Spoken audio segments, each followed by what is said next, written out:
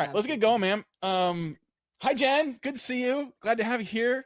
Hello to everyone who's joining us live. I know we'll have, as usual, have a ton of people that will be watching this on demand. But for those of you that are here live, really, really excited to have you here. Let's make this interactive. What do you say? So for those of you who are here live, let's use the chat, maybe sort of in the chat, start off just like where in the wide world you're joining from.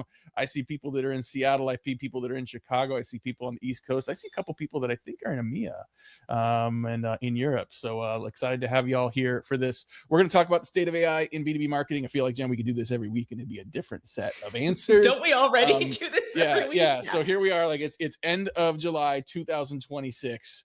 And we're going to attempt to sort of say, okay, what's actually happening, right? Not in the clouds, but in the weeds. Let's get into specifics around what's actually happening here. I'm excited to do this with you because you and I spend a lot of time sort of with clients with our own work around AI. You've done a lot of work helping our team build out our internal library of agents, as well as directly supporting our clients as we build those out there as well. So I'm going to have you just kind of introduce yourself, how you want, and sort of talk a little bit about the AI work you've been involved in. Sure. I am Jenn Steele. I co-founder and CEO of SoundGTM. It's a B2B partnerships platform that, yes, you can run in your AI. You can run it headless. So I'd be a hypocrite if you couldn't. My journey with AI went from, I thought it was utter BS to, this is interesting, as I was talking to some friends at Agent AI, which I guess is now defunct. HubSpot just retired it. And then I went from that to 3 weeks later having lead gen agents in market to 2 months later having an entire platform. And sorry, I'm noticing that some people can hear Matt, but not me, and I'm a little confused. I think that might just be Neil. It sounds like it might be you. I think if everyone else can hear you, I think we're okay. AI can't fix the muting issues and sort of like which microphone am I using? I think we're going to be stuck with that forever. Have you tried logging out and back in again? And we have AI that seems like it can do all this stuff, right? We've built our platforms in it. You serve your clients with it, all of this stuff, but you still have to turn stuff off and back on again. That's right. So anyhow, let's keep going. All right. Okay. So let's talk about the current state. I think there's, a lot of people are doing a lot of things with AI. I still think there's a lot of peripheral problems being addressed with AI. So we can get into that a little bit. I think every vendor now claims they're using AI, including some that I'm sure, like some large, 50, 60-year-old technology companies. I don't believe in the last 2 months, you just rewrote your entire infrastructure to be AI forward. I just think you're just putting AI on top of something and hoping that gets people that want to work with you. So I think there's a lot of talk. There isn't as much action. And one of the things I want to talk about, especially related to go-to-market teams, is, Jen, from your perspective, what's the gap between what people say they're doing with AI and what's actually working? And when I say working, I mean driving business impact. Right. Let me start by talking about the thing that scares me the most, which is people using AI and trusting it. AI still makes stuff up. And Yep. So I see a lot of people saying, I have these new dashboards, I have this new this, I have this new that. And then anecdotally, you'll hear about, well, my CEO built a dashboard and not a single one of those opportunities was real. And so I think the biggest gap right now is what's the hype versus what can you actually do? And people are playing on one side or the other of the hype. Either they're like going really far into it and starting to really trust it, et cetera. No, we took the humans out of the loop. I've got a harness and it runs overnight and it does this and it does that. And I'm like, how much are you pushing out without checking? Mm-hmm. Or there's people who say, well, we can't trust it, so we shouldn't use it. And I think the correct path, or the path that I've chosen, is somewhere in between. Yeah, I think just like anything, you got to mitigate your risks, right? I mean, like there's inherent risk of saying, okay, I'm going to let Claude have access to my CRM and access to our Marketo and access to my email and access to my Slack. There's inherent risk there, but I have to balance that with like, what do I get? Right? I think about things that I used to have people do, and there's things that no people wanted, like just tedious work, repetitive work that I don't want to pay people to do, and the people I do pay don't want to do because there's better work for them to be able to do. And so now I have tools that are able to get that work done, right? And to achieve a business income or to unlock an opportunity that didn't exist before. I mentioned earlier, I think one of the worst things I think you can do in a business with AI is give everybody a license and brainstorm the 100 things you could potentially do with it. Because I think 99 of those things will be things that probably weren't at the top of your priority list, right? If it's something you weren't tackling before AI, using AI to do it just adds more work to your plate and may keep you from focusing on the things that are most important. We talked about this. I do a workshop where, we, instead of talking about AI, we say, what are your biggest go-to-market constraints right now? What are the things that are keeping you from achieving better results? And it's not new things. It's the same gnarly issues. It's data silos. It's speed to multi-threading opportunities. It's lead to I can't keep up with my email. I have this. There's too many meetings that should just be a dashboard. Oh, okay. And these things, these are big problems that you're not going to vibe code away in an afternoon. But if you take the big problem, you start peeling back the onion of like, what are the components of this that make them more difficult, right? Like I was talking to someone earlier today about intent signals. Like we are drowning in intent signals, most of us, right? The issue is not intent signal identification, it's activation. What are we doing to more regularly, consistently engage signals appropriately in context? Like that is ripe for workflows, agentic workflows, to automate 95% of the work and have your people focused on the 5% that actually need your human attention right now. Right. And I'd like to plug human attention for checking on things because so for example, we know that email metrics are mostly BS, right? Clicks, opens, all that stuff. Your corporate scanner just happens to, check for viruses by pre-clicking links. And so suddenly you have something with 50,000 links and you have the highest intent ever, according to AI, except that we know it's BS because we know how this works in marketing. And so that, I promise I'm not going to be all gloom and doom here, but I just, I think that it's really powerful as long as you think through it and maybe converse a little with the AI tools you're using to make sure that they're looking at the right stuff. Yeah. I mean, just like an employee, you're going to want to onboard it. You're going to want to educate it. You're going to want to make sure it's focused on the right things.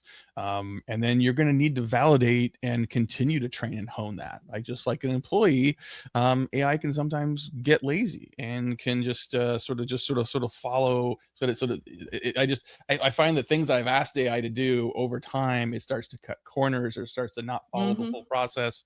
So it's still kind of a trust but verify situation. Yeah. And I mean, you can think of it as the world's dumbest intern that doesn't retain anything. I mean, yes, you can put in memories, you can put in databases now, you can do retrieval augmented generation. You can do so much now that 6 months ago was just like, oh, forget it, I'm not even bothering. But just remember that you're still dealing with the world's dumbest intern. Yeah. And that intern will get smarter, but I think we still need to own judgment. We still need to own prioritization. Where you choose to deploy AI is going to have a dramatic impact on your ability to get value out of it. From what you've seen in your own work, as well as with companies you're working with, what's working with AI deployment that you didn't expect, and what's failing that everyone thought would work right now? So I don't know what everyone ever thought would work right now. So I'm not sure I can answer that part of the question. The thing that's failing, because I'm beating a dead horse, is people not using critical thinking in their use of AI. And whether it is giving a document, like publishing a blog post full of AI slop that everybody knows, or the LinkedIn posts that now, as of recording this webinar, the sexy new tool in LinkedIn is to report AI slop, which I wish they'd let me do on comments, but, and it's just, not doing the verify part of trust, but verify. And on the flip side, not thinking before you start. So I know of a company that gave everybody a license to an AI tool, and someone used the entire month of the company's credits to analyze something that they literally could have had like a 30-minute meeting to fix and to figure out. And so that was expensive. Like you often think, oh, people's time is more expensive than the tools, except that these days you can spend a lot of money on credits if you're not careful. As for what's working, like personally, I have to say, running a tiny startup, also helping out a bunch of companies with AI, I can do like 4 times the work that I used to be able to do because of what I can collaborate, I'm going to say, with various AI tools on. And I know that a lot of marketers are finding the same thing. We're just trying to figure out, almost as a group, where should we use it and where should we keep the humans? So let's take a step back and ask a question that I fundamentally actually don't really understand either. When we talk about like agents, like when we talk about like companies and people building AI agents, what counts? Because I still don't really use Claude Code, but I use the crap out of Claude Cowork, and I've built a whole army of what I call agents within Claude Cowork that aren't just like back and forth, give me insights. Like going to Japan next week, I got a whole back and forth just with chat. It's just like, how do I get downtown? Where do I find the anime shop to get something for my son? Like all those kind of things. But like, it's the things that just every Tuesday morning this happens, and every day at noon this happens, and like I think of those as agents. Am I right in doing that? So the word agent is starting to bother me more and more, because they're the people who are like, unless it's making a decision, it's not an agent. I'm like, define a decision. Yeah. Is the decision how it filters your content and decides how to summarize it? What is the decision? And so they're definitely like, if you do use, and you'll see this sometimes in Claude Cowork as well. If you do use Claude Code, which I sadly live in, you'll see that it spins up agents to do a bunch of background tasks and analysis and sometimes decision making while it is doing something else, or it wants to do 12 things at once. I think you're safe calling your agents. And I am I'm letting go any pedantry around it and saying if somebody wants to call something agentic or an agent, I'm letting them, because I live with a software developer who would be happy to be as pedantic as possible, but I think people just need to use stuff. Yeah. I think we're past the bias for action on this. You just got to get in, and the more you play with it, the more you're going to realize what its can do. Back to my point though, like I think early on, I sort of like, what's possible here, right? And there's things that I hadn't been able to do efficiently that I can now do with Claude, but it's really clogging up my cognitive ability to focus on the most important stuff. Because now I've got the potential to have agents doing all kinds of things. And are those driving business results, right? We've even seen this year companies exceeding their token budgets. And you got a lot of executives that are like, where's the business ROI? Like what actually happened? What was better? And, we get into the conversation. We're going to talk about orgs here in a minute. But if I save 4 hours by using Claude to deliver something, who owns that 4 hours? Does the employee own it? Does the company own it? Right. I have some thoughts around how that's going to go, but I wanted to ask the agent question because I want to put up our first polling question here. And I'm curious for those that are in the room, where you are at in terms of deploying your own AI agents. And so, to Jenn's point, and I agree with her, let's take the broad perspective on what an agent is. So I'm curious, like, how many of you are still thinking about it? How many of you have tried 1 or 2 things? How many of you have got more rapid deployment? How many have seen results from it? So would love, and we'll continue this conversation while we get some questions answered here. Can you talk a little bit about like token economics and sort of how you think companies should be, or just go-to-market leaders should be thinking about that right now? Oh goodness. I mean, that's a whole hour on its own, probably. Oh, well, and honestly, I've put more thought into it kind of on an individual basis, or when people have asked some advice, this person is blowing away their token limits. What should we do? I'm like, ask them if they're using it for personal stuff. Find out what they're using it for. If it's reasonable, maybe pay more for their seat, right? Myself, I ended up on the max plan of Claude because I do use Fable and Opus extensively on multiple projects. I had to shut down 4 different streams before I got on this webinar. So it really, but if somebody's unthinkingly using a company account to do a bunch of personal stuff, that is something to think about and talk about. Yeah. So I think of token economics almost like I think of literally everything else. I mean, it's a tool. Is it worth it? I'm not going to get into the conversation of who owns my 4 hours, because I'm like, you've usually been hired for a certain amount of time a week. Therefore, do the thing. And I think as managers, one thing has not and will not change: manage to results. Full stop. I don't care when you're in the office. I don't care where you're doing your work, as long as you're available to when you need to be available, clients or whatnot, and you get the results that we're paying you for. Yep. I would agree. I think what I would add to that is I'm paying you to do it, and now I'm paying Claude to help you do it. So I'm actually paying more to have that done. And so so I think that impacts the productivity levels we're going to expect of employees moving forward. If you can now spend a fraction of the time doing something because you have Claude, I have to factor in the cost of Claude to that, but I also think you can probably get more done. Now, how you map that to this whole idea of a 40-hour work week, right, which is arbitrary, right? It's not like that's written in the 10 Commandments somewhere that this is how much you have to work to have a full-time job. Right. I think it gets really interesting. Lots of interesting questions here. So polling question: how are you deploying AI? It looks like we don't have anyone that said we've deployed, measured, and retired AI based on results. We do have. Oh, but I have. I just didn't answer the poll. Okay. So, but you don't. You don't. Okay. So it looks like the majority answers were we're running AI across several functions, which is great. I would. So, like, does a topic like this, Jen? I mean, because we're seeing such a wide adoption curve for AI still today. Are we biased? The people that are attending here, they're coming to an event like this because they're more likely to be more active, more engaged, more advanced. What would you have expected if we were looking at sort of the broader business community for that question?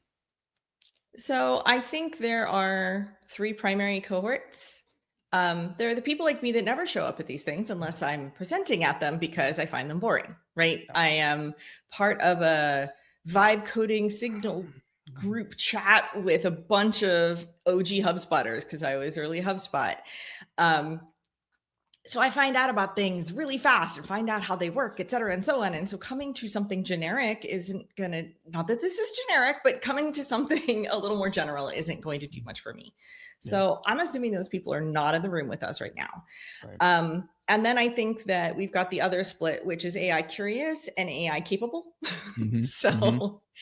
AI curious being, where do I even go and start and do, because there's too much information to sort through. And hopefully Matt Heinz, who was brilliant about telling me how to do stuff, will actually do that, and Jen's along for the ride. And then there's the folks that are like, I'm doing a lot of things. Am I doing the right things? What else is out there? Yeah. So that's my theory as to who's on this call. I'd love to hear from you. Yeah, I'd love to hear from you that are here, just in the chat. So let us know sort of what's your perspective on this. And look, I mean, I think that there's where you're at. There's where you see other people. You're always going to see other people and think that you're behind. You're not behind. You just have an opportunity to catch up. And what catch up means is different to different people. But so we're about 20 minutes in. I want to pivot to our next topic. So we covered a little bit of, what's possible. What are some places where you can focus? Where are some places people should be focused, which is not what AI is capable of, but are real business constraints that you're facing. Let's talk about how teams are structuring and adopting AI. What are some high level things you're seeing in terms of how let's just start with marketing leaders, how marketing leaders are rethinking org design and rethinking how their teams are set up, especially for those that are more rapidly adopting agentic workflows. So I think a lot of our colleagues have sadly been forced into adopting quickly because they've had their budgets cut. They've had their teams cut. Some of them have probably been cut themselves, but as a result, we're always trying to do more with less, right? Mm-hmm. I've run marketing across several organizations, and it's always, we never have enough time to do things. And so sometimes it's just being forced into it. Like, I need to go launch this kind of campaign because my board just crawled up my butt about it. And therefore, like, I don't have that strength on my team. Let me see what I can do with AI because I don't have time or money to do anything else. Mm-hmm. That's unfortunate, but it's where a lot of us do kind of end up. Yeah.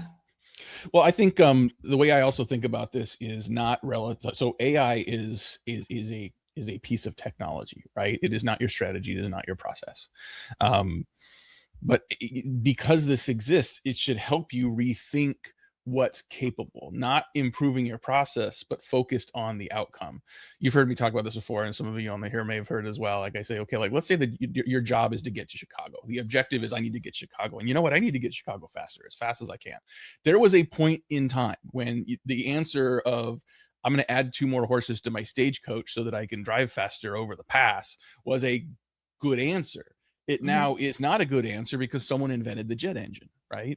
So to get to Chicago, don't improve the process. The process might be the stagecoach. Chicago's the objective, and now you have a new set of variables to get there. So again, back to saying, like, I've got jobs to be done in business, in go-to-market. What are the objectives and what are the ways to do that? And has a new technology, has a new capability, has a new jet engine made it possible to rethink how to achieve that? And I think about that relative I think about that relative to orgs, right? Because we set up orgs with a set of jobs to be done. And now we have a combination of humans and in tools and software and agents. And I just think it's a new set of variables we need to be thoughtful about. It is. And okay, so just take that step back. I'm a new CMO. I've come into an organization, or I'm a CMO that needs to rethink everything. There's a set of things I need to do. I have a set of resources to do it. Yep. And so the puzzle pieces are just shaped differently. I personally came through product marketing. And so I use AI less to write things and do messaging and more to structure it because I hate structuring things. And so where AI needs to fit in your organization and how you will use it, it's the same thing as figuring out what people and software products to bring on board in order to do the things you need to do. Well, and again, back to jobs to be done. Sometimes the job is execution. Sometimes the job is strategy. Sometimes the job is creativity. Do you need a thought partner that can really sort of help you sort of break things down? Like I've been really, really impressed with Fable and Claude, for example, and sort of really helping me think through things, helping me to be critical about different things. On the execution side, I did want to get to Kerm's question. Kerm, it's great to see your name in here. I'm excited you're here. I'm a little surprised you're here because the Cubs and Cardinals just kicked off the Busch Stadium in a getaway game where we had to catch up on the Cubs at some point. Holy crap, what a fun season so far. He could be 2 screening this pretty easily. Oh, I'm sure he is. I mean, if I was attending this, there 100% it'd be on MLB.tv over here, but I'm trying to be focused. It is. Look at this song back. Not surprised. Kerm's question around using AI for paid media strategy optimization. I've got a quick answer to this. I'd love to hear yours, Jen. I'd say yes, absolutely. But again, know what your objectives are, right? Because I've seen agencies go and optimize for click as opposed to quality, right? That search agencies that are like, I got you the keywords that get you the most possible clicks, but maybe I don't want most possible clicks. Maybe I want the right clicks. And so maybe I should really be narrowing down on strategies that give me better quality, better context, right? And so, again, you have to have some judgment and discipline and strategy to make that work. But I've seen a lot of companies heavily use AI for media optimization. Jen? And yes, and One thing to remember is how these LLMs have gotten trained. So they've gotten trained essentially on every piece of information you can possibly find on Right. the internet, Right. including some really bad advice, and now including Right. some AI slop. Mm-hmm. And so I might have AI whip together something, but if I've got an expert on staff, I'm going to have that person look at it, beat it up, and fix it because they're the expert. Yep. And I think those agencies that are like all the micro optimizations, et cetera, like that's fine. But if they didn't have an expert design that system, be very afraid.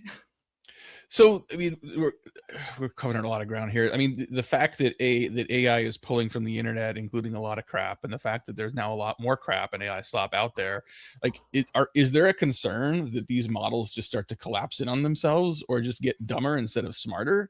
And how do you combat that? Like, how do you sort of, just like always? I mean, like, the internet's been like this, social media is like this. Like, how do you make sure you're getting the best, most accurate, most valuable input to get the job done? I mean, we're starting to talk about Claude having bad days. Yeah. Something's going on. Yeah. Yeah. Oh, absolutely. Absolutely. I was trying to deliver something to someone last night, and I just had to say, hey, Claude's having a bad day. I'll get it to you tomorrow. Yeah, Claude needs PTO. Yeah, Claude needs to take some time off. Maybe Claude needs to like take a day off, or just get drunk or get late or something, and just kind of relax and come back. I don't know, but ChatGPT has now gotten boring. I had trained it up to be about as snarky as I am. That was amazing, but it's so. I honestly thought that we would, see the like content apocalypse, if happen more suddenly, I guess, because they are training models and they're trying to make them better. Yeah. But it's interesting just because when the thinking models came around, it compensated for a lot of crappy training some days. Yeah.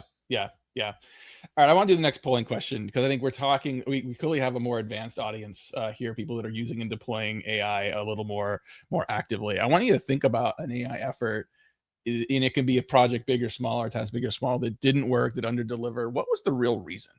And I'd like you to pick one so we can try to identify where this is, because we keep looking for the easy button.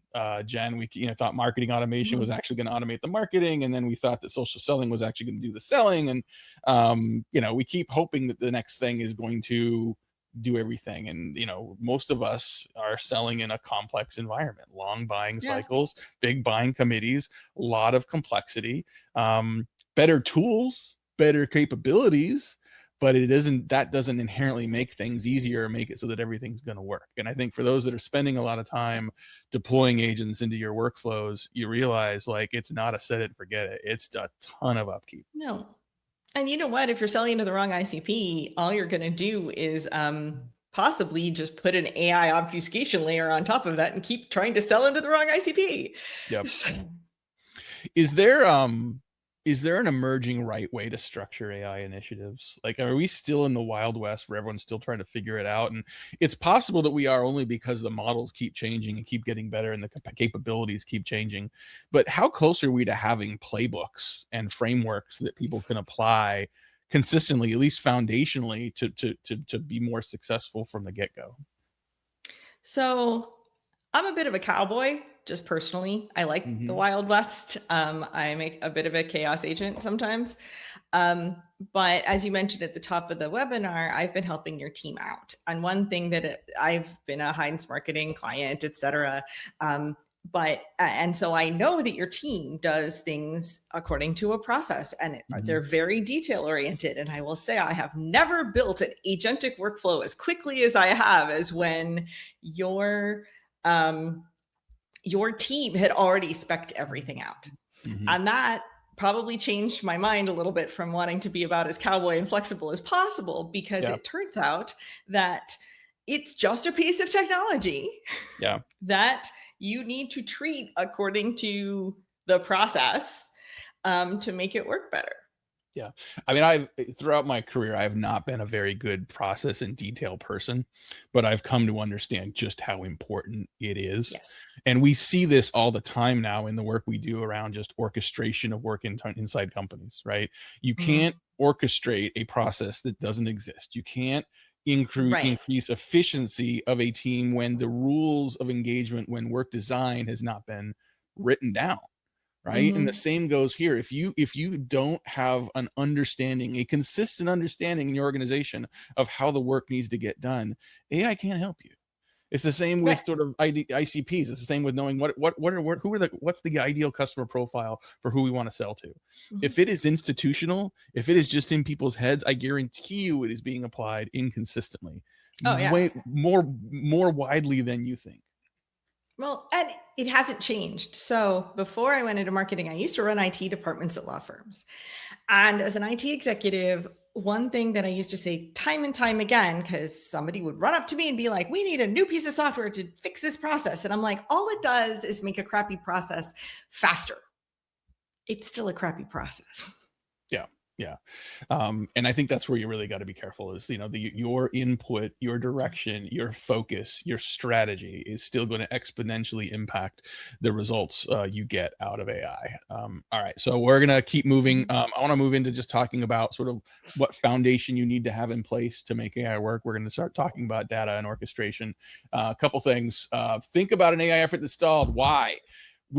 There are 3 answers here that didn't get any votes. All of the votes went to 2 answers. The majority went to organizational or process resistance, not technology. I want to get into that. The other was the data and context foundation wasn't ready. And that is our next section in our outline here. So can we talk about culture change, Jen? Can we talk about the fact that whenever we're trying to implement something new, it's not about the process. Like you can write the best playbook in the world, but if you don't think about it and proactively manage the change and help the team manage through that change, it's going to hit resistance or it's going to be Mhm. forgotten. Right.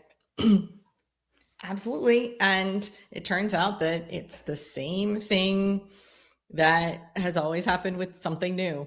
You Yep. have your early adopters, you have your evangelists, you probably have a chasm, you probably, right? Yeah. The more things change, the more they stay the same. I swear. The big difference here is that it's even more of a black box than bringing in Marketo, right? Mm-hmm. It's even more of a black box than we've ever dealt with before. And so there's some really understandable higher levels of fear Mm-hmm. than we've had before.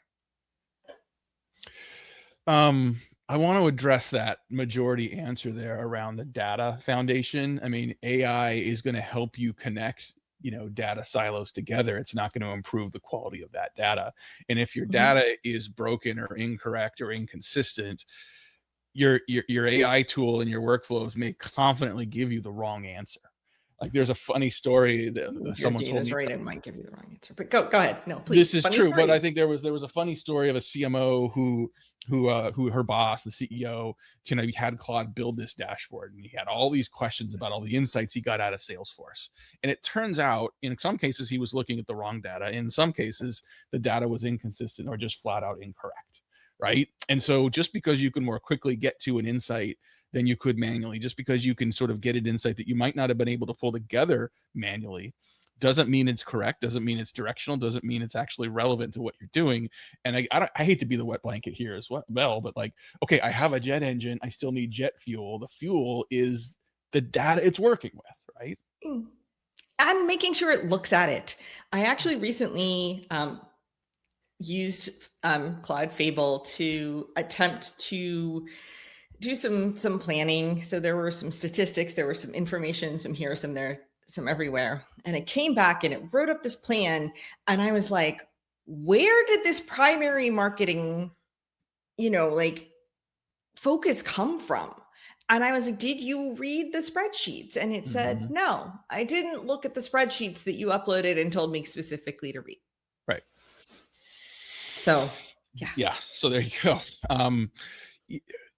It's kind of a chicken or egg thing, I guess. We've got these tools and these capabilities, but our data is still a mess. Like we have to, it seems like it's even more of an imperative now to solve the data problem, because we're going to have more access, more visibility, more expectations. We're going to have more people in the org that want to take action on the insights that come out of that.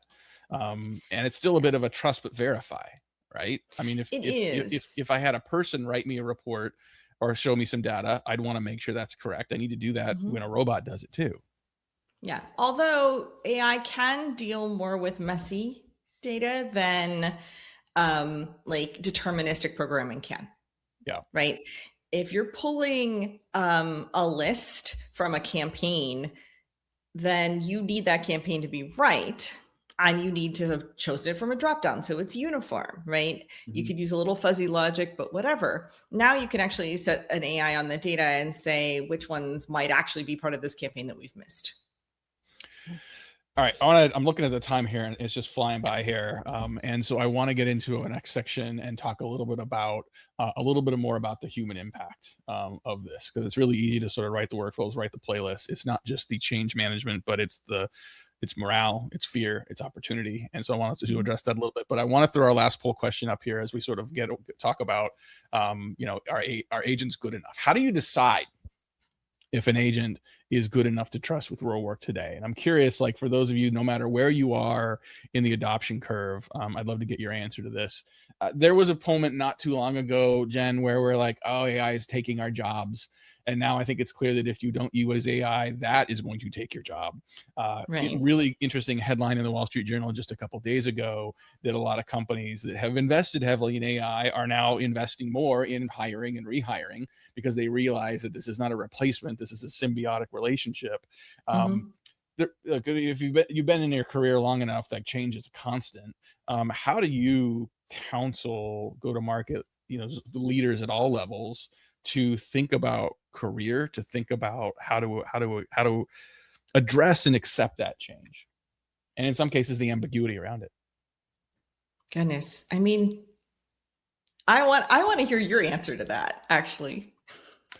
Yeah, my answer was kind of in the question, in the way I phrased the question as well. It's like, change is a constant, right? Like, everything is going to change. Like, what the variables you have, the competitors. I mean, I'm 18 years of running Heinz Marketing. Like, things constantly change, and so we have to constantly change with it. And I would prefer that we do the same thing in the same market with the same results, just 20 to 25% more every year, and then we're gonna be happy. Like, that's just not ever going to be the case, right? And so I think if you want things to stay the same, you are by definition regressing. I'm pretty open about this. I am a very anxious person. I have generalized anxiety, take meds for it, had a couple great therapists really help me sort of have some cognitive skills around it. I'm still anxious, and anxiety is a disease of control, right? And anxiety wants to have control. And boy, do I not have control of a lot of things in my life, in my business. And I have no choice but to accept that. But say, like, what do I control? What can I do today? What can I do in the next hour? How do I prioritize the time and effort and resources I have to make the best possible bets? Knowing that most of life is written in pencil, and you can change what you want to do, and you can change direction. In fact, if you have a combination of confidence and a little bit of risk taking, but also agility to be able to move when needed, you're probably going to be fine. So I think, that's a long story medium of sort of off of what I tell people. Honestly, that was a way better answer than I would have had, because, well, in part because, I know that Heinz Marketing helps organizations with change management. I also know that I'm pretty bad at it personally, because I just want everybody to get on the bus. Yeah. So that's why I wanted you to answer that. Yeah, no, I mean, and I think, it's, you just have to know as a leader that not everyone is going to have the experience. Not everyone is going to have the same perspective and confidence that you do. I mean, we're all just different people, right? And it doesn't mean one person's better than the other. I mean, just, there are things that, I'm facing in our business this year that, in year 3 really freaked me out because I'd never done it before. I mean, there was, I remember once, going through one, phase, 10, 12 years ago and thinking, oh my God, I'm a failure. I don't know what I'm doing. How is this? Mm. And I took it to my entrepreneur group and said, here's what's going on. They're all just like, oh yeah. The casualness with which they reacted to what I thought was sort of this, I am a failed business owner conversation, Right. that casualness alone spoke to me. Right. Yeah. And so now, like, similar situations, I'm just like, okay, well, I got tools in the toolbox and I've seen this happen before, and we're going to do this, and it's not guaranteed, but like, it's worked before, it'll probably work again. So let's just keep moving. The And I think thing is that this is something that AI is not going to help you a lot with, unless it tells you to just talk to the people, because talking to the people and meeting them where they are and change management is still change management. Well, I think my thought leader can help me with that narrative, though. My thought leader can, my AI, thought partner, can help me think through how I want to address that. But in most cases, you're still dealing with humans, right? So it's not like, okay, well, it wrote me the perfect email and I prefer not to have a face-to-face conversation, so I'm just going to send the email that, Claude helped me write. That's not going to work. No, we are still humans. We are still humans with fragile egos and fears and lizard brains. And until robots purely sell to robots, which for most of us in complex go-to-market situations is not going to happen in our lifetime, you still have people involved in the process, people that care about each other, people that have feelings and emotions, people that prioritize relationships and trust. Yeah. And about robots selling to robots, there's an article about having AI run a vending machine and how it started buying really expensive things and giving stuff away for free. I think it's going to be a while until robots sell and buy. Is that the story where they was like, who was it? Was it the Wall Street Journal enabled that, and someone put it in the newsroom and and they said, okay, something here's a like that. Oh my! I remember this story where someone convinced it to buy a mini fridge or a kegerator or something. Yeah, it was giving stuff away for free. It was discounting. It was selling it less than cost. Let's just say the models are going to have to change a heck of a lot before I would let it negotiate. Oh my gosh. So I think we haven't solved the world's problems with what we have today. And I think just the more complex, the more capable these models are, the more sophisticated our approach needs to be to it. I will say though that, I quote this guy a lot, Pascal Finette. He calls himself a futurist. Say what you want about that, but he talks about this concept of the innovation curve. And he says the innovation that has happened in the past now it feels normal, and the curve of that innovation feels like it was really shallow, right? I think about, like, it wasn't that long ago that I didn't have everything I need in this little device here, right? And now we take it for granted. I'm gonna get on a plane and have Starlink, Wi-Fi this weekend. Like, I'm gonna have lightning quick Wi-Fi that I can access anything in the world while traveling 500 miles an hour over the Pacific Ocean. Crazy to think about that. Right.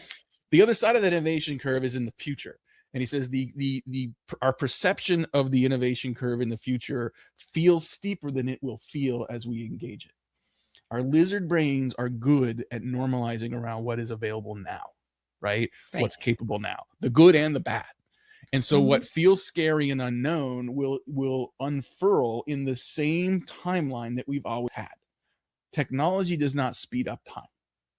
And our brain is used to, 24 hours a day and working through this. And, our brains are good at figuring those things out. And I think that it's important for us as leaders to think about that too, to say, we have to continue to be smart at how we make decisions, smart about how we prioritize, smart about how we prioritize and motivate and lead people that need us as much as we need them to be successful. And I think empathy is really the big thing. I know that I joke about being a cowboy and everyone should get on the bus. And trust me, I have made a ton of mistakes in my career about that, because it turns out that I am a really quick adopter and I emotionally adapt really quickly. And I have learned that not everyone does. And so that's worth the take somebody out to lunch or have the unrecorded one-on-one where you meet them where they are and see whether it's possible to get them up to where you need them to be. Yeah. And frankly, that's a world I want to live in. That's a world that I want to work in, because I think about the things that give me the most joy in business and life. It's in our purpose for Heinz Marketing. It's positively impacting careers and lives. Now the full, sort of stated purpose is positively impact careers and lives by enabling work that matters. That whole statement works. Right. And so assuming that we're going to still need to work to make a living, assuming we are still going to have to do work to pay our bills, to enable the life that we want for ourselves and our families, let's make sure we're doing the best work. And when I think about it from that perspective, I get really, really excited about what we have ahead of us. Because I think that, think about, I mentioned earlier, my army of agents. There were a series of tedious things I needed to do to manage the CMO Coffee Talk community that either I had to do and didn't want to do, or I had to have someone else do. And now I've got a tool that could just do it better than anyone else could, more consistently and more comprehensively and more frequently than everyone else could. And I can focus on the relationships. Instead of sitting at a keyboard and doing databases back and forth, I can spend my time with the community members doing the community work. And I think that's where we're going to see the biggest winners, is those leaning into those advantages, those relationships, those opportunities to build trust and confidence. Let the machines do the work on the back end that no one wanted to do anyway, but is necessary on a consistent basis to achieve what you want in your business and your life. And I would add, as marketers, lean into the creativity. Like before, maybe you had so much of a slog that you couldn't go take a walk, touch grass, whatever, and think about something that might actually be a brilliant unlock for your next campaign or for your next product launch. And now you have a better chance of being able to do it, as long as you get through the piece that we all seem to get through as we adopt AI, where we pull an all-nighter or two. Just get past that, and then you go touch grass. Yeah. I love that we can have a conversation about AI where we can talk about workflows, we can talk about what counts as an agent, we can talk about where to apply it. But the human element of this, it has to be a constant as part of the conversation in terms of how we implement it, as well as how other people are impacted and feel it as well. We're getting close to wrapping up here, guys. So if anyone else has any questions they want to address for myself or Jen, feel free to throw those in here. I don't know. I mean, I think it's kind of hard to predict. Sometimes you get to this point, you're like, oh, what do you think next year is going to look like? Who the hell knows? And so instead of saying what next year looks like, I'd like you to help what mental framework should people have in mind as they evaluate the ambiguity and the velocity of change we're going to continue to see. So humans are still humans, and good marketing is still good marketing. So that's number one. And so breathe, what you're doing, right? We probably have mostly marketing folks on this call who've been doing this for a long time. So remember that. And remember, AI is your best augmentation and the best way to start making up for weaknesses and slownesses in your system. So, do your gap analysis, do a personal gap analysis. I'm too lazy to do that. I just started doing stuff with AI that I hate to do. And don't let the hype get to you. Right. For example, I'm part of a vibe coding group, and everyone's like, harness. And I'm like, fine, what the F is a harness? And it turns out I've been using it already and doing it and just not calling it a harness. So this is the whole calm down, do the thing.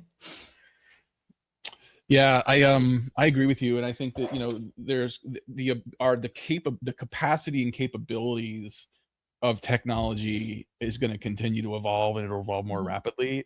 But one of the things I like about the way we run our business is we use EOS, the Entrepreneur's Operating System. And there's a tool called the Vision Traction Organizer. And the first page of that, it starts with your core values and sort of your 20-year BHAG. And then it eventually gets down to what are we prioritizing this quarter? The first page is pretty constant once you've got a sense for what it is. What is your purpose? What are your values? What's your 10-year target?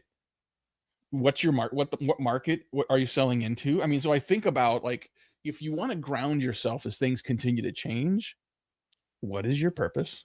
What are your values? What is important to you 10 years from now? What is important to you now? And how do you achieve that short and long term?